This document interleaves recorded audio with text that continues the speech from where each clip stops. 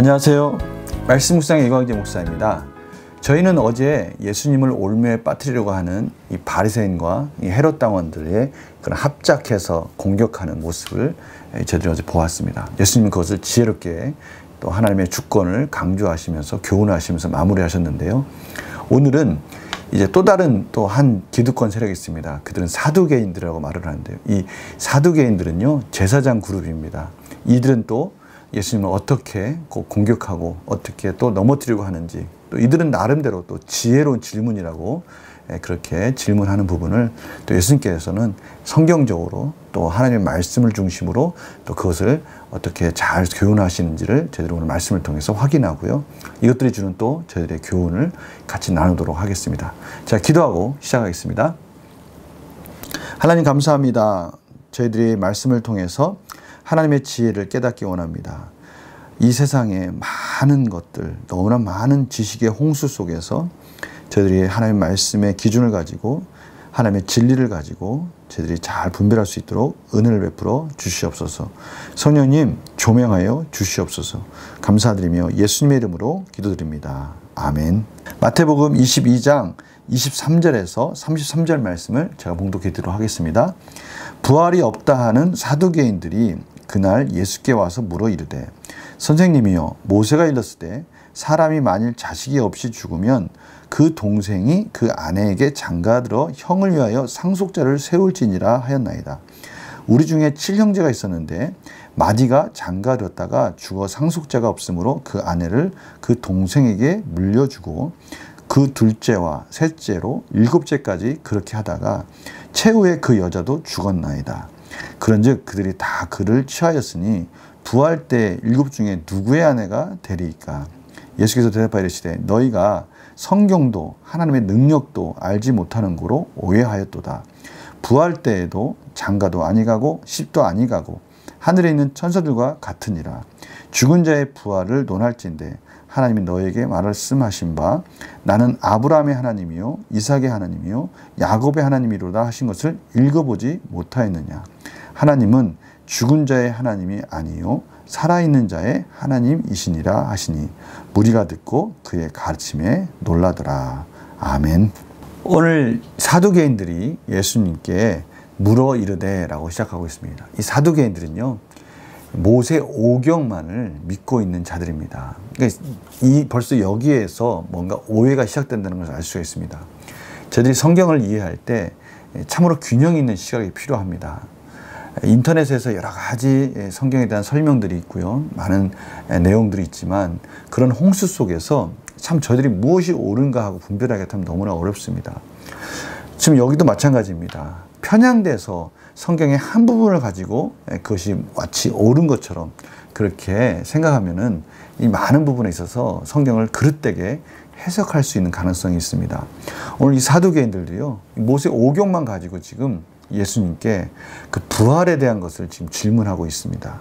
모세가 일렀을 때 이렇게 설명하고 있습니다. 모세 일렀을 때 사람이 만약 자식이 없이 죽으면, 지금 여기는 형사치수원, 다른 말로 하면 계대결혼이라고 말을 하는데요. 이 결혼 제도를 가지고 부활하고 충돌하는 부분을 가지고 예수님을 공경에 빠뜨리려고 하는 거예요. 7명의 이 형제들이 형수님과 결혼을 했는데, 이 하늘나라에 가면 만약에 부활이 있다고 해서 하늘나라에 가면 도대체 누구의 신부입니까? 누구의 아내가 되는 겁니까? 라고 지금 말하는 것이죠. 그러니까 계대결혼과 부활을 교묘하게 두 개를 같이 이렇게 설명하면서 충돌하는 부분을 예수님께서 답변할 수 없도록 공경에 빠뜨리려고 하는 것이죠. 그때 예수님께서는 29절에 이렇게 말씀하십니다. 성경도 하나님의 능력도 알지 못한다. 하나님의 능력 가운데는 사실 못하실 게 없지 않습니까? 그런데 그것도 인정하지 않고 있고 또 성경도 바르게 알지 못하고 있는 거예요. 모세 오경만 가지고 그 모세 오경 안에서만 해석을 하려고 그러니까 그 안에서 부활이라는 그러한 진리를 끄집어낼 수 없으니까 지금 오해하고 있는 것이다 말씀하시는 것이죠. 그러시면서 부활 때에는 장가도 아니가고 시집도 아니가고 하늘에 있는 천사들과 같으니라. 천사들과 같이 그런 영적인 존재, 그러나 저희들은 영과 육을 같이 입은 어떻게 보면 천사들보다 더 뛰어난 그러한 삶을 살 것인데, 중요한 것은 그 영생의 소망 가운데 영생의 삶 속에서 그때가 되면 이 장가도 시집도 필요가 없는 그런 존재가 된다는 것입니다. 저희들이 이 땅에 살 때 결혼해서 자녀를 또 양육하고 이런 과정들이 사실 하나님 나라에서는 필요가 없다는 것입니다. 영생의 소망 속에서 영원한 삶 속에서 천사들보다 뛰어난 존재로서 저희들이 사는 것이죠.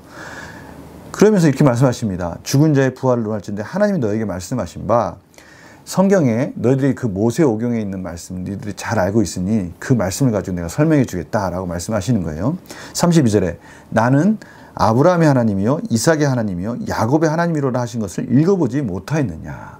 지금 이 말씀은 아브라함, 이삭, 야곱 지금 이들은 각기 다른 인생 속에 살고 있지만 결국 이들의 모든 하나님이시라는 것은 무슨 뜻입니까? 이들도 여전히 부활해서 지금 하나님과 같이 계시다라는 것을 지금 말씀하고 있는 것이죠. 하나님은 죽은 자의 하나님이 아니요 살아있는 자의 하나님이다. 아브라함은 죽었지만 그도 지금 하나님과 함께 있고 이삭도 야곱도 모두가 다 다른 시대에 살고 있는 사람들, 이 땅에서는 다른 시대를 살았지만 여전히 그들은 모두가 다 살아서 하나님과 함께 하시고 계시다라고 지금 말씀하고 있는 것입니다. 그들이 알고 있는 범위 내에서 예수님께서 놀랍게 지혜롭게 이렇게 설명해 주시는 부분을 보면서 그들이 놀라는 장면으로 오늘 말씀이 마무리되고 있습니다. 참으로 어제도 그렇고요. 또 오늘도 그렇고요. 예수님은 참으로 놀라우신 지혜를 가지고 그들이 이야기하는 것들, 그들이 질문하는 것들을 충분히 설명하시면서 하나님께서 말씀하시고자 하는 그 진리의 말씀의 교훈도 빠짐없이 설명하고 계시는 예수님의 이런 탁월한 설명을 저희들 오늘 말씀을 통해서 확인할 수 있는 것이죠.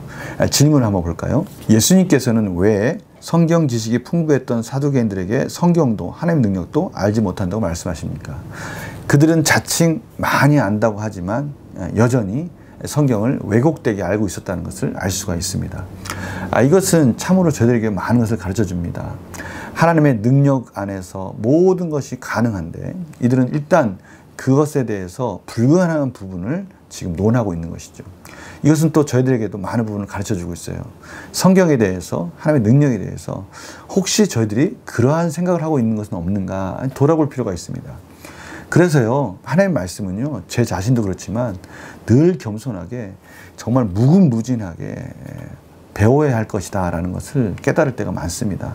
하나님 앞에 겸손하게 무릎을 꿇고 하나님이 뭐라고 말씀하시는지에 대해서 귀를 기울이고 또한 그 말씀 안에서 정말 불가능한 것이 없는 하나님의 놀라신 능력을 인정하고요. 그래서 제가 늘 성령님의 조명하심을 제가 기도하는 이유도요. 우리 자신이 너무나 우리의 경험과 우리의 짧은 지식 속에 가두어지지 않도록 성령님께서 우리 마음 가운데 깊이 깨닫게 은혜를 달라고 제가 기도하듯이 저도 이 말씀에 대해서 늘 하나님께 은혜를 구하고요. 편향되거나 우리 생각 속에서 선입견 속에서 가두어 있는 그런 하나님의 말씀에 대한 이해가 아니라 정말 풍성한 하나님의 말씀 속에서 늘 개혁되어지는 그러한 자세를 갖게 해달라고 저희들이 기도할 필요가 있다는 것이죠. 또한 우리 삶 속에 잊지 말아야 될 것은 저희들은 부족하지만 하나님 풍성한 말씀 안에서 늘 저희들을 하나님 놀라우신 능력 가운데 지금 양육하고 계시다는 것. 또 이것도 저희들이 인정해야 될 부분인 것입니다. 그래서 느낀 점 보면요. 성경의 진리를 이해하지 못하고 부활이 없을 것이라고 생각하는 사두개인들을 보면 무엇을 느낍니까? 오늘 저희들은요. 이 사두개인들처럼 함정에 빠지지 않도록 늘 열린 마음으로 균형 있는 시각으로 늘 겸손하게 하나님의 말씀을 배울 준비를 하고 있어야 되고요. 또한 하나님의 능력 가운데 저희들은 이 땅에서만 사는 것이 아니라 반드시 하나님 앞에 하나님 안에서 영생의 소망을 가지고 사는 자들이라는 것을 잊지 말아야 된다는 것을 가르쳐주고 계십니다. 그래서 결단과 적용을 보면요. 내 잘못된 확신 때문에 성경의 진리를 이해하지 못한 적은 언제입니까? 여기서 잘못된 확신은 무엇입니까? 저희들의 선입견이나 또 왜곡된 또 한쪽으로 편향된 그런 성경적 세계관을 가지고 모든 성경을 그릇되게 해석할 가능성을 말하는 것입니다. 저희들 신학을 흔히 리폼 티올로지 그래서요. 리폼드라는 것은요. 개혁주의 신학이라는 것이에요. 개혁해야 된다는 것입니다. 끊임없이 성경에서 말씀하시고자 하는 것이 무엇인가를 가지고 끊임없이 성경이 말하는 그 진리 가운데 계속해서 저희들 열린 마음을 가지고 하나님의 음성을 듣기 위해서 최선을 다해서 겸손하게 노력하는 그런 자세를 말하는 것입니다. 이 부분이 정말 저희들에게는 큰 유익이 되는 것 같습니다. 저희들이요, 하나님 말씀 앞에 늘 배우려고 하고요, 하나님의 말씀을 늘 읽고 또 그런가 안 그런가 삶 속에서 적용하고 이러한 자세가 필요하다는 것이죠. 또한 성경에서 가르쳐 주시는 큰 굵은 흐름이 있지 않습니까? 바로 부활의 소망이죠.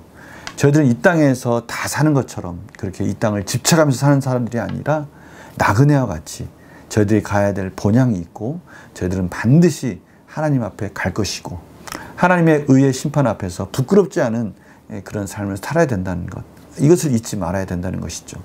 영생의 소망을 가지고 살아갈 때 저희들은 이 땅에서 진정한 자유를 누릴 수가 있고요, 넉넉한 마음을 가지고 살 수가 있는 것이죠.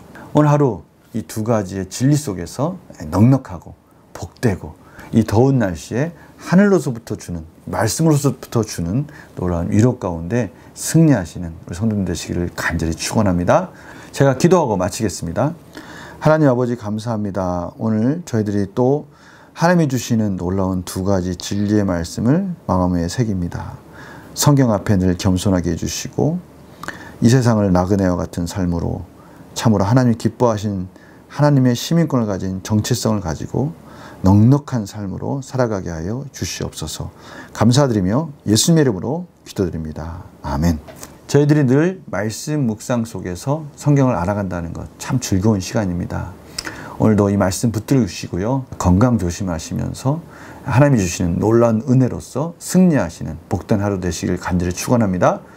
내일 또 뵙겠습니다. 안녕히 계세요.